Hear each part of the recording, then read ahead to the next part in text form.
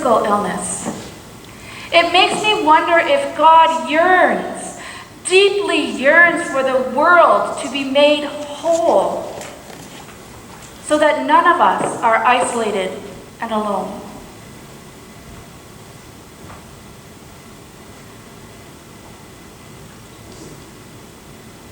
My hope and my belief is that God does yearn for that wholeness for all of us.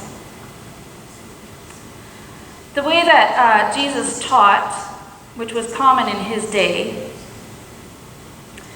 was that he gathered his 12 disciples, and then whoever else wanted to hear him around him were there as well. And the practice was a little bit like the music teachers that I talked about at the very beginning of the service, where the teachers, like Jesus, were supposed to imprint or give their image, their thoughts, their beliefs to their students, and their students would then take those beliefs and thoughts and pass them on to their students, so that the thoughts and beliefs of the teacher would continue on through history, right? There wasn't a lot of written down records, there was no internet, there was no video, there were pictures, so you had to do it by oral tradition. And so when Jesus talks about the sheep and the coin, and eventually, if we were to read the next story, the lost son, what he's doing is not only imprinting his thoughts and beliefs, but giving the image of God.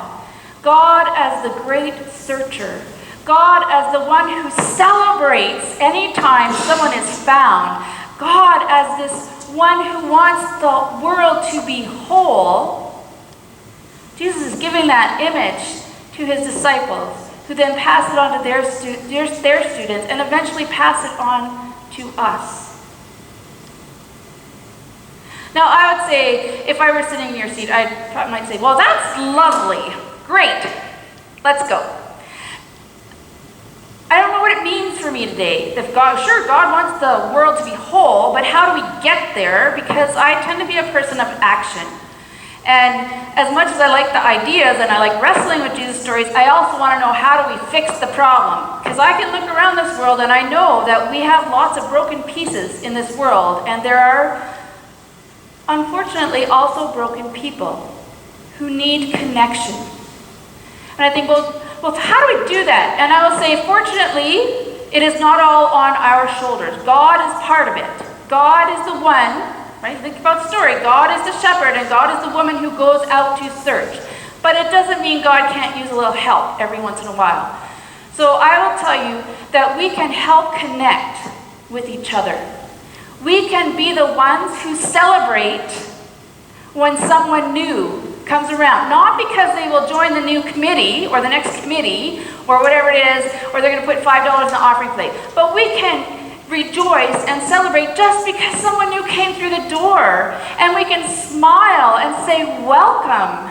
And we can throw the doors of our church open and say, this is a safe place for everyone, and all are welcome. Because it's in those little things. It's in that little smile, or how many times have I seen a mother in the grocery store with a toddler throwing a tantrum, and I've said, it's okay, we have all been there. And the mothers that have come back to women who are older than me, who have said, you know what, there was a story when I was in Humboldt. One of the women there was talking to one of the older women. She said, I'm here because I was coming to church one day and my kids were totally out of control, and you came up to me and said, it's okay, we've all been there, don't worry about it. It will get better. And she said, it did get better. And I'm here because you told me it would be okay if I came to church even with my crazy children. And it was okay. It's those little tiny things that we think are, I didn't even remember. I didn't think it was a big deal, that can help people feel connected. I heard I listened to a lot of audiobooks, and I was listening to a book a few months ago by a guy named Drew Dudley. He's a Canadian author, and he told a story that he told originally in a TED Talk in Toronto in 2010, and it went something like this. He said, it was my last day at Mount Allison University in New Brunswick. I was moving to Toronto, And on my last day, a young woman came up to me and she said, you know what? I remember the very first day I met you. And he looked at her and he went, do I know you? And she said, well, let me just tell you the story. She said, it was 4 years ago, and I was a little worried about coming to university. I came from a small town, and I wasn't sure I wanted to move away from my parents, and I was very nervous, and I had said to my parents the night before, I don't think I can go through with this. I cannot go to university. I'm not ready. I want to go home. And they said, well, let's go tomorrow morning. We'll go to the registration. We'll see what happens. And if you still think tomorrow morning that you are not going to stay, we will take you home with us, and that's fine. We'll figure this out.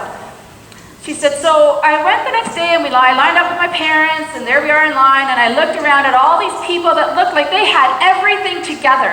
They were excited to be there. And I thought, I am not like these people. I am not ready. I cannot be there. I'm going home. And she said, as soon as I thought that, I started to relax a little bit. She said to Drew Dudley, she said, and then you came out of the student union building with the goofiest hat I have ever seen, a big sign promoting Shine-A-Rama, which is a fundraiser for cystic fibrosis, and a bucket of lollipops. And she said, and you started walking up and down the line of us waiting for the registration, and you started handing out lollipops, and you got to me and you stopped. And you looked at me, and I just wanted to sink into the ground because I knew I did not belong there. And you looked at me, and then you looked at the guy next to me, and you pulled out a lollipop and handed it to him and said, you must give this lollipop to the beautiful woman beside you. That guy turned beet red, and he kind of handed me the lollipop like this.